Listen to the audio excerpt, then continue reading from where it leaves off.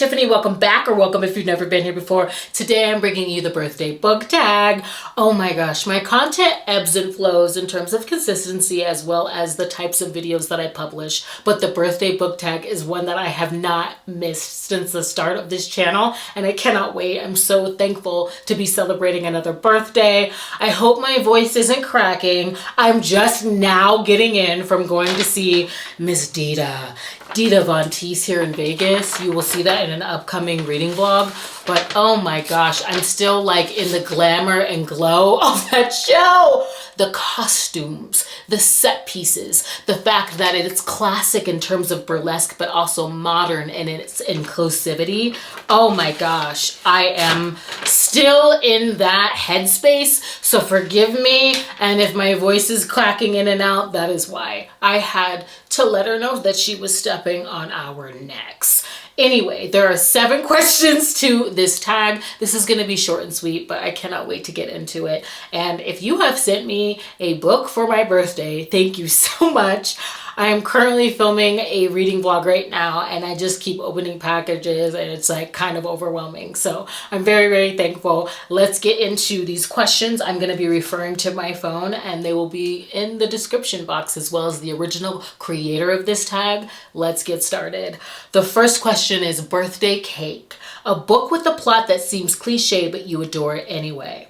This year, I chose to interpret the question with the emphasis on seems, because Plie by A.H. Cunningham seems like it would be cliche, but it quickly veers off of that course. This is a single parent romance between Knox and Aisha. Aisha is his daughter's ballet instructor, and I love how this is a contentious to love, okay, type of romance, where what I really found fresh about this is the hidden identity trope. Knox is new to dominance. This is a BDSM romance, and Aisha has a past with submission. I love how this book features a sex club that's specifically for Black professionals and goes into why a space that is safe and protected for those that are bulldozing barriers within business is so important. I found the hidden identity trope because Knox is new to dominance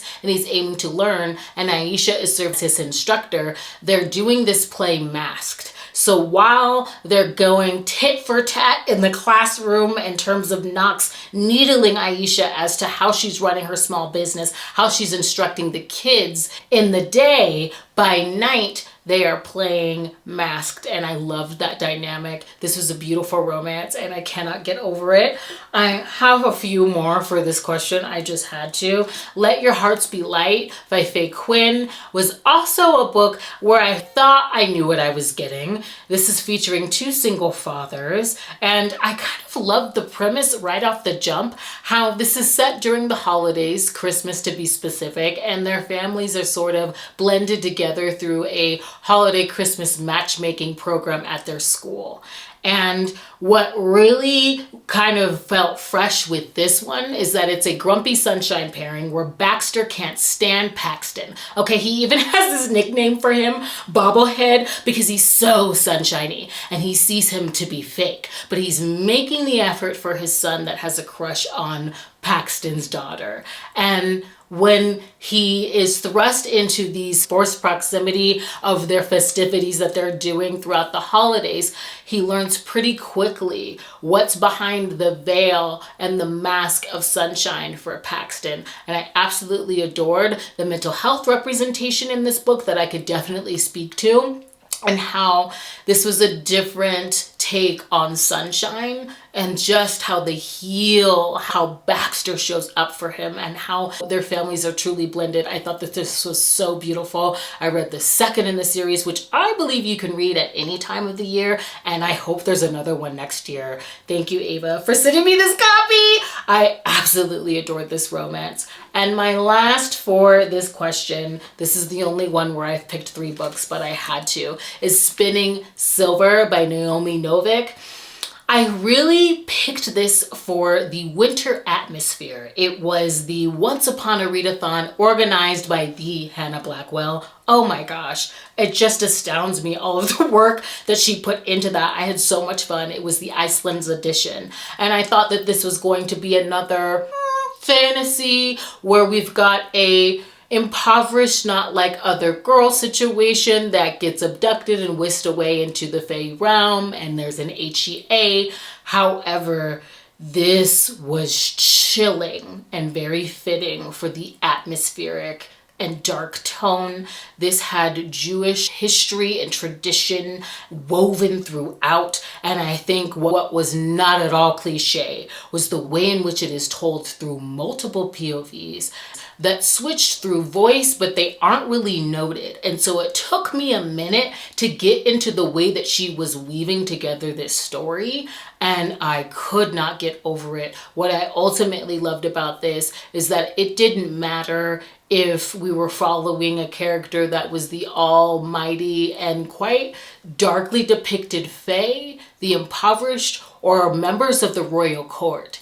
Everybody was leveled at their will and their need to survive. I absolutely loved this. It's very dark as well, but this rocked me. It was the first book of the year. It was 5 stars, and I keep saying I hope it continues to set the tone. The next question in this tag is party guests. Your most anticipated release for this year, and that's absolutely Hills of Shivers and Shadows by Pam Godwin. Okay, Pam Godwin is one of my all-time favorite authors. I have been patiently, not really, I mean, I've also kind of been a little creepy and parasocial, just kind of like zooming in on anything that she posts on her social media, just wanting like a line, just give us a hit, Pam. And now it's coming. I'm so excited about this. This is absolutely going to be dark. That is her flair. That is her gift. I love the way that she writes with depth and weight. The trauma is never gratuitous. This is going to be set in Alaska. It is going to be a captor-captive poly situation as well as forbidden. I cannot wait. I know she's going to be a thick girl, okay, over 700 pages. I believe it comes out on the 12th. I will be ready to lap it up by midnight. I cannot wait for this book. I cannot wait for it. Oh my gosh. I also know that it's going to be giving us a death drop of a cliffhanger, but I don't mind. I don't mind. I'm lassoed in, buckled up, and ready to go. Okay, I cannot wait for that freaking book.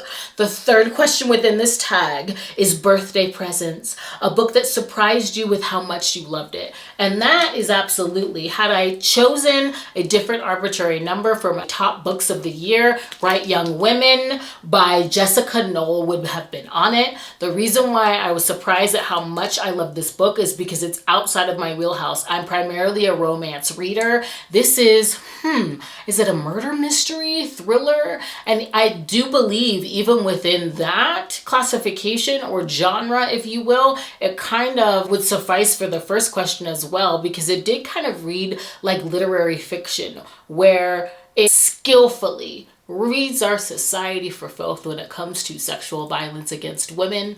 Even in the title, it recasts the egregious and woefully ignorant statement of the judge of Ted Bundy by placing the survivors at the forefront and saying bright young women. But we're following Pamela, really 2 survivors, and we get to see what happened on that day within her sorority. She is the president, and we follow her story and her tale of survival and the way in which she has to advocate for herself and how she really has to carve out her own justice throughout the case.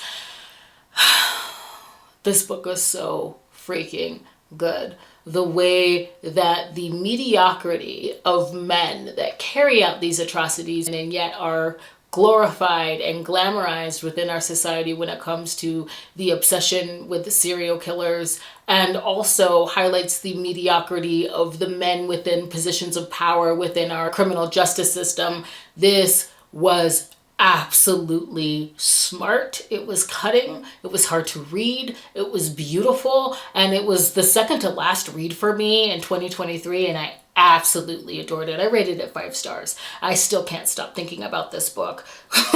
I knew that at some point, I'm a little behind on content, I would be talking about it. So I picked this up from the library when I saw it. I had to. Definitely a book that surprised me. I'm so thankful that I picked it up. And I cannot wait to read more actually from her. My interest is more than piqued after that. The next question is Happy Birthday Song, a book that certainly deserved all the hype it got. That's absolutely The 7-Year Slip by Ashley Poston, okay? If you can see it at all, because I am a woman who enjoys lighting. If it comes between the covers or me, I'm choosing this melanin every single time. So I apologize if the image is blown out, but you know what I'm talking about. This book covers the heavy theme of grief in such a beautiful way, where the heroine has recently lost her aunt who was her only family, and she inherits the apartment that her aunt always told her had a bit of magic to it. So this does have some magical realism, and she ends up falling in love with a chef that is 7 years into the past, staying in her aunt's home. And I absolutely adored the hero. I loved the way that he saw life and cooking, the way that he talked about cuisine and a moment. I loved their meet cute. I love the magical quagmires, and also how this just expounded on how we mature as people and change throughout our life. And their second chance is definitely exemplar of that. But I was incredibly moved by this book, and I cannot wait to see what she comes out with next. I missed out on the novella that she did for Valentine's Day. I should probably take a listen because I absolutely adored this book, and The Dead Romantics was the top read of the year for me. The next question of this tag is Happy Music, a book with some very beautiful and truly memorable quotes. That is Hell and Gone by Tal Bauer, who I've talked extensively about on this channel. And I picked this Western romantic suspense because it absolutely lassoed me into his reading, for lack of a better word. I mean, I had to, it was set up. But the writing in this book, it's set in what they call the Crazies, a small, secluded, mountainous town in Montana. And it is centered around the murder mystery of a rancher. And Everett is brought in. He's a new FBI detective. He's also a war veteran. And because of the treacherous terrain, okay, the landscape is personified in this book. He's reliant on Lawrence to sort of take him around throughout this investigation. And Lawrence just so happens to be their prime suspect as well. But it was the way that he captured the nuance of the dialogue that drafted me right into their characterization. I mean, this had some of the most beautiful prose. So I'm going to share the quote that completely made me feel like I'm auto-clicking, auto-buying, new to me author alert. Let me find it. This is Everett, okay, upon first meeting Lawrence. They're meet cute, and he's talking about his speech. There were canyons between those vowels, lingering spaces where Lawrence's voice lengthened and spread like warm honey. His accent was as thick as the forest on the mountains and rolled like the wind. On and on. I could hear it. I could feel it. The entire book is just that. And since reading, I have slowly and systematically gone through Tal Bauer's books. There are 2, if not 3. No, I whittled it down to 2 books on my top reads for 2023. I absolutely had a hard time doing that because I adore Tal Bauer's writing. My camera's about to die. We'll reset. We're back. Just in time for it to get nostalgic and sentimental. We have the last 2 questions of the tag. The first being Getting Older, a book that you read a long time ago, but you think you would appreciate more if you read it as a more mature reader. It's probably an odd pick, but because I've already started making my way through this again, I have to pick Falling Up by Shel Silverstein. This was a book of poems that I had as a kid. It is the book that I have owned the longest. And I adore it for that. It's like a little talisman for my childhood. I don't know if you can see it, but I adore this even more now as I started going through it in the month of February. This book of poems, they're really sharp. It takes a bit to catch the wit. It almost could go right over your head. And so it's funny that my parents would have gotten this for me when I was a child. They're humorous and they're a little sinister too. I was reading the Medusa poem within this and started noticing that it's incredibly inclusive. It's bringing in hairstyles that I had as a kid, cornrows, box braids, also including like an array of just different ethnicities, just seamlessly woven throughout. And I'm incredibly thankful as a mature reader that I had this as a kid and I'm still getting stuff from it. They just tickle me. And in fact, the synopsis or the little blurb here, I love how it says, "Let the magic of Shel Silverstein open your eyes and tickle your mind." It definitely feels like that. And I'm so grateful that I had this as a kid. I'm all the more appreciative of the parents that I have for this. So that's my answer for this. It's a middle grade book. And I'm so thankful that I have it and I've been going through it. And then the last question is, sweet birthday memories, a book that kept you incredibly happy during a sad or demanding period of your life. I have picked a fairly recent read, my heavy dose, I like to call it, of the melancholy ebbs and flows. And I have recently, especially being that I am celebrating my birthday, the older I get, I miss my grandparents. I miss my grandparents. My grandmother on my father's side would have had a birthday towards the end of January. And so I just found myself and find myself thinking of the kind of relationship I would have had with them as a woman, as opposed to a child, and the kind of questions that I would ask them at this point in my life. And I realized very recently in talking to my father that I have them through my parents, and I'm incredibly grateful for that. And so I was definitely feeling that last month. And towards the top of it, I did a buddy read of the Lebec series by Beverly Jenkins with my father. He's a Beverly Jenkins fan. In fact, this was a reread for him. And this is a marriage of convenience where we meet Sable when she's enslaved in the beginning of this book, and she garners her freedom through the Underground Railroad. Harriet Tubman was in this book. And I just love the way in which Beverly Jenkins weaves Black history into her books. And although a lot of the subject matter of this is difficult and dark, and I found that to be the case when I was growing up. My father was a man that was going to teach us what we weren't learning in school. There is a beauty in that HEA within her books, and celebration of love and family despite and through it all.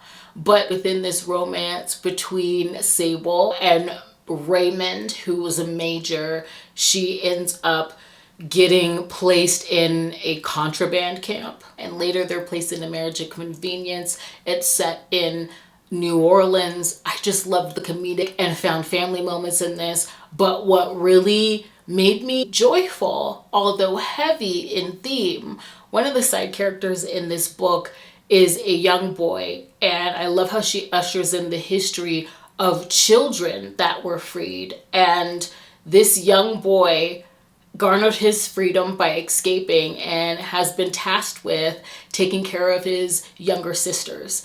And his age and that storyline, I won't say how it relates because I don't want to spoil it, just made me very proud, because my great-great-grandfather swam to his freedom across the James River in Virginia, and my family wouldn't be here if it weren't for that. And I just kept thinking while I was reading this book, I can't wrap my head around what that must have been for him, how he survived. And I couldn't believe that Beverly Jenkins infuse that history into this book. And so I just was incredibly moved. It felt like a little hug, and I really needed it. I loved this buddy read for me and my dad throughout the entire series. It just, the author's notes, I loved it. The second book, Winds of Storm, she is a spy, double agent on behalf of the Underground Railroad. Herod's in that book as well, and President Grant. And at the end of that, she talks about how her primary source was the CIA itself and articles on the Black contributions to intelligence in this country. And so it was just a series that rocked me, and I needed it. I needed it at the top of last month. And so I'm incredibly grateful for her books. It's probably one that I should have curated in terms of a pick better, since I haven't come out with my February wrap up yet. But that's my honest and true answer for that question. And I am done with this tag. I cannot thank you enough for joining me today. I am coming out with a reading vlog and a wrap up very soon, and I hope to see you in the next video. Happy reading. Thank you to all of you who have sent me books for my birthday. I cannot believe it. I will see you in the next one. Please consider subscribing. Bye.